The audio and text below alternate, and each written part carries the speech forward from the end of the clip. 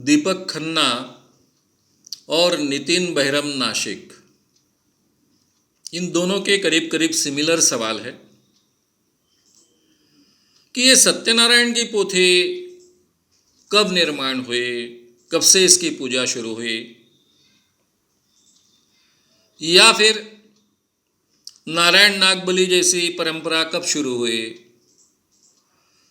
कब उसकी पूजा शुरू हुई। दोनों में डर बताया जाता है, यानी सत्यनारायण पोथी में भी डर है,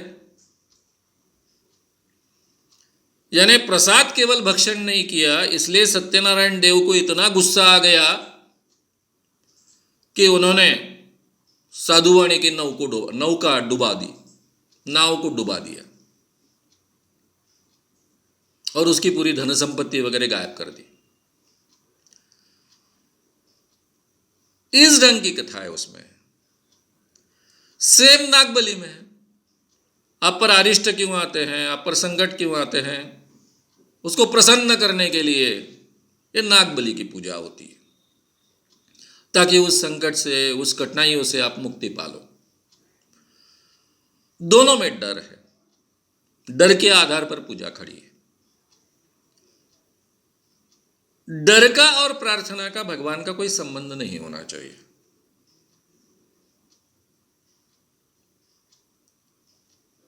आस्था के कारण लोगों ने भगवान की प्रार्थना करनी चाहिए, पूजा करनी चाहिए, डर के कारण नहीं। यानी इंसान ने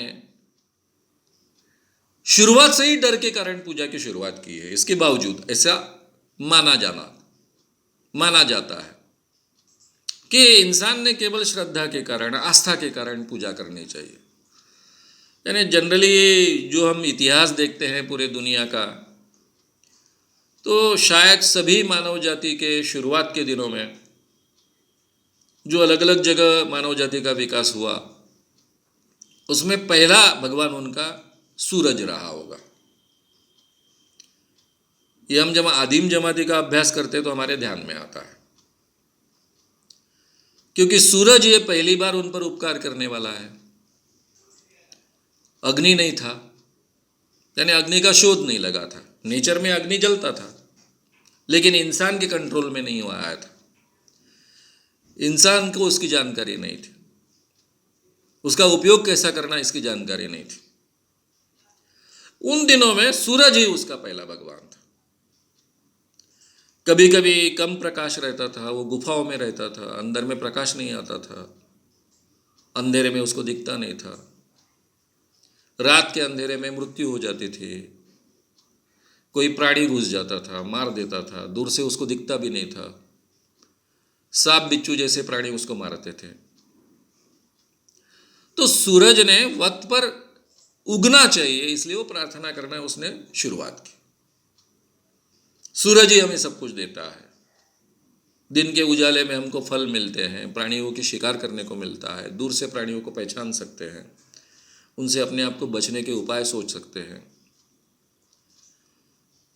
तो सूरज ही भगवान बना पहला। वक्त पर उसने उगना चाहिए, कृपा रखनी चाहिए। तो इस ढंग से ईश्वर की कल्पना इंसान बदलते गया। बाद में जिनका उनको डर लगता था, उनको उन्होंने पूजना शुरू किया। इसलिए हिंदुओं में सभी डरावने प्राणियों की पूजा होती है। शेर की पूजा होती है, शेर इंसान को खा जाता है। सांप की पूजा होती है, सांप इंसान को डसता है। तो यह आदिम जमाती में भी होता है, जिसका डर लगता है उसकी पूजा होती है। तो ये पहले से कल्चर में तो था। फिर इंसान के भगवान जैसे जैसे उसका ज्ञान बढ़ते गया, वैसे वैसे भगवान की कल्पना भी विकसित होते गई। पहले जो प्राणी उन पर उपकार करते थे या फिर जिनका डर लगता था, वो भगवान बने हैं। मैंने सावरकर जी का उदाहरण देकर ही बताया है कि सभी जातियां गाय को या फिर बैल को पूजते थे। यहूदी धर्म की निर्मित ही ये जो बैल पूजक लोग होते थे उनका मूर्ति भंजन करने से शुरू हुआ है। और इसीलिए तीनों धर्म मूर्ति भंजक है, यहूदी धर्म, क्रिश्चियन धर्म और यानी ईसाई और मुस्लिम धर्म। मूर्तियों को उसमें स्थान नहीं है। अब ये बात अलग है कि यीशु की मूर्ति लगाई जाती है, बाद में मेरी माता की मूर्ति लगाई जाती है, लेकिन वो अपने आप को मूर्ति पूजक नहीं कहते।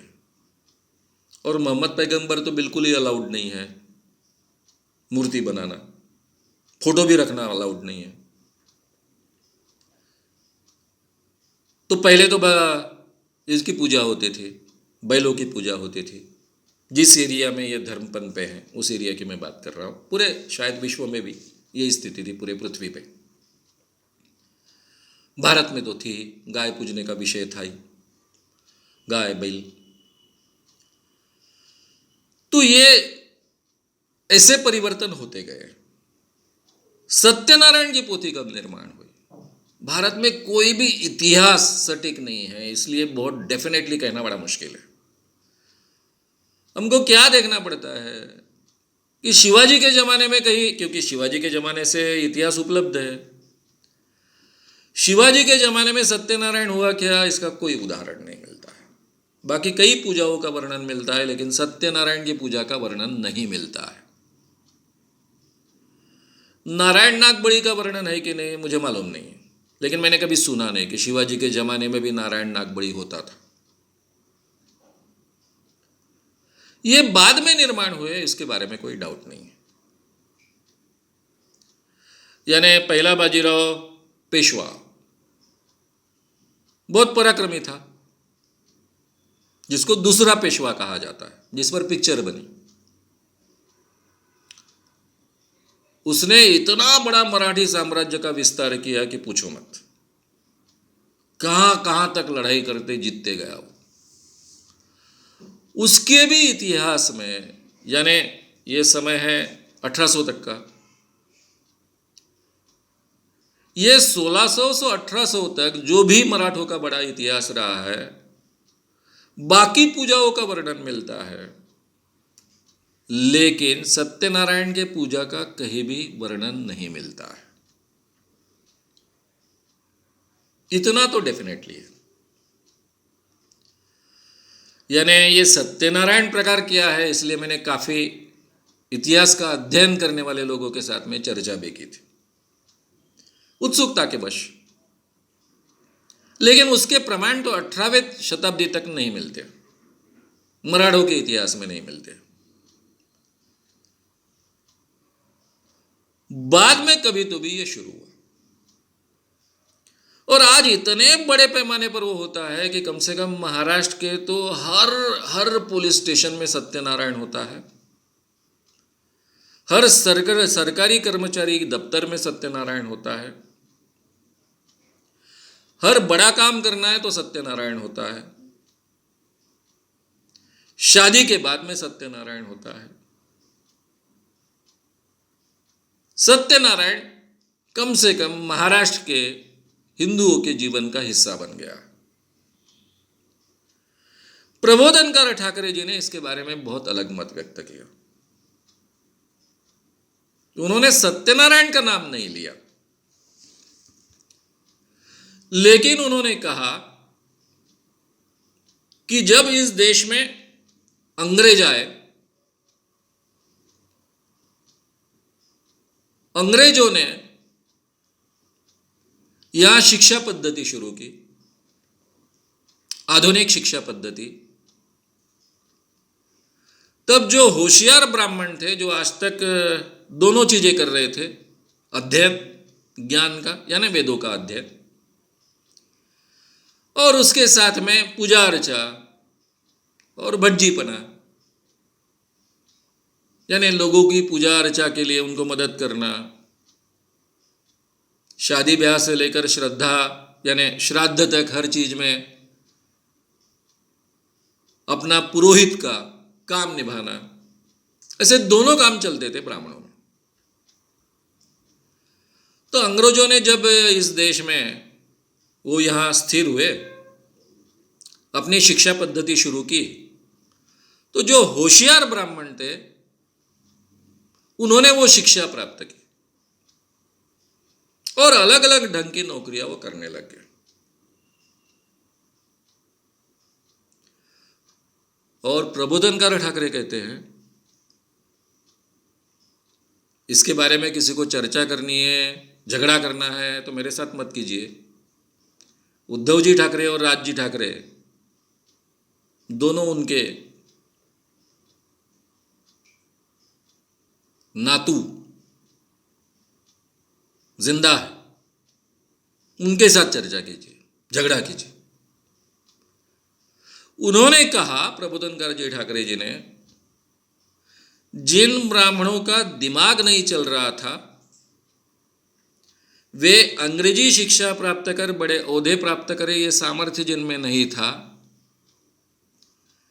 इन लोगों ने कई इस ढंग की पोथियां निर्माण की और वो पोथियां निर्माण कर कर, चमत्कार से भरी हुई पोथियां निर्माण कर कर अपने पेट की व्यवस्था की।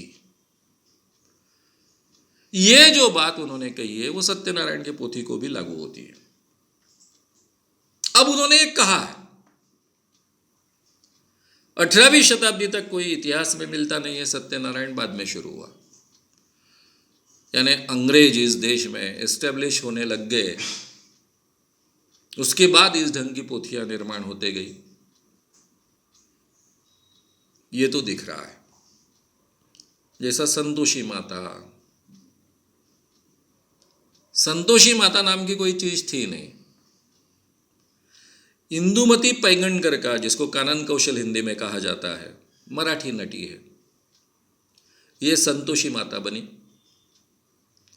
ये संतोषी माता पिक्चर इतनी हिट हुई कि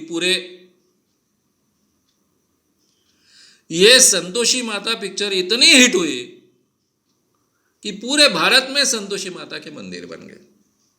ये तो अभी अभी ताजा इतिहास है, हमारे सामने आंखों देखा इतिहास है। तो इस ढंग की ये पोथियां निर्माण हुई होगी। नारायण नागबड़ी के बारे में पता नहीं है, क्योंकि अलग अलग ढंग की पूजा अर्चाएं तो चलती थी, सैकड़ों सालों से चलती थी। नासिक भी बहुत प्रसिद्ध धार्मिक क्षेत्र है, तो ये पूजा बहुत पुरानी भी हो सकती है, लेकिन वो इस ढंग की पूजा थी क्या, इतना डर बताया जाता था क्या, इतना लोगों को लूटा जाता था क्या, ये संशोधन का विषय है। उसके बारे में मुझे बहुत ज़्यादा जानकारी नहीं है। लेकिन कई ज्योतिषी है जो इसका विरोध करते हैं, नारायण नागबड़ी का जाहिर तरीके से विरोध करते हैं, ये गलत है ऐसा कहते हैं। नारायण नागबड़ी के बारे में मैंने बहुत ज़्यादा अभ्यास नहीं किया है, इसलिए उसके बारे में ज़्यादा नहीं कहूँगा। लेकिन सत्यनारायण ये विषय मेरा रहा है, क्योंकि गाड़गे महाराज सत्यनारायण के पोथी के बारे में जो बोलते थे वो बात मैं लोगों के सामने बहुत ताकत से कई सालों तक रखते आया हूँ। इसलिए सत्यनारायण की पोथी के बारे में थोड़ी जानकारी प्राप्त करने का प्रयास किया था। उसके जो निष्कर्ष मेरे सामने आए मैंने आपके सामने रखे।